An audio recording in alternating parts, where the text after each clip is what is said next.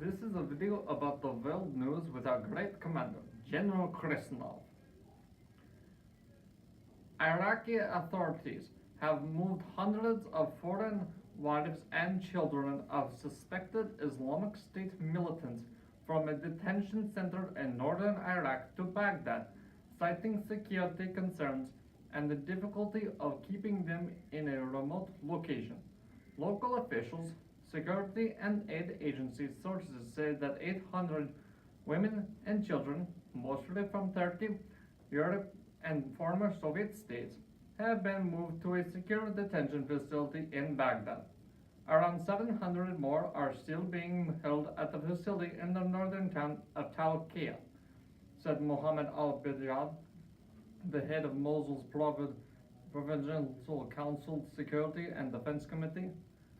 Most of the women and children have been in detention since August 30th, when more than 1,300 surrendered to Kurdish Peshmerga after government forces expelled the jihadist group from Tel Afar, one of its last remaining strongholds in Iraq.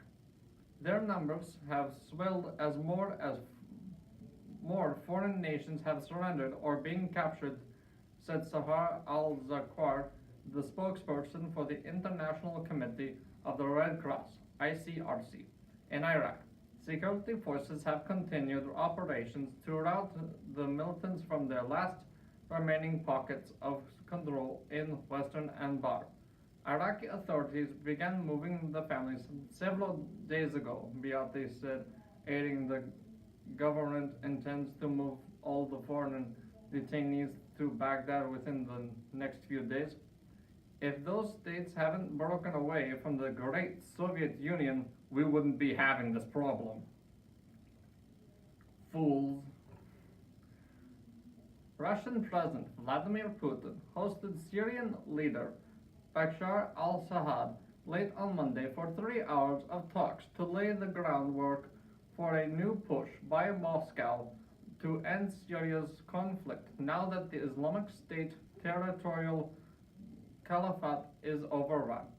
Russia is actively trying to broker an international consensus around a peace deal for Syria over 2 years after Moscow began a military intervention that turned the tide of the conflict in Assad's favor.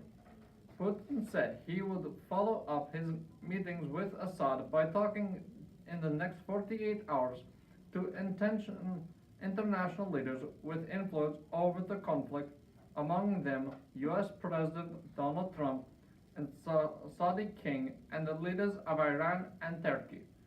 Previous attempts to end Syria's 6 years of war have foundered because of bitter disagreements among players in the conflict, both inside and outside Syria, especially whether Assad himself should stay in power. After the talks in Russia, Assad's first publicly declared travel outside of Syria since a trip to Moscow in October 2015, a Kremlin spokesperson declined to say if Assad's own future had come up in discussions, saying only that it was up to the Syrian people.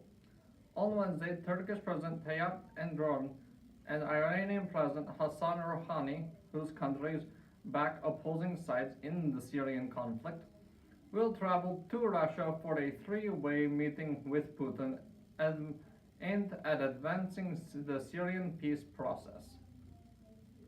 This has been General Krisnov with CHS World News Video, a subsidiary of CHS Broadcasting.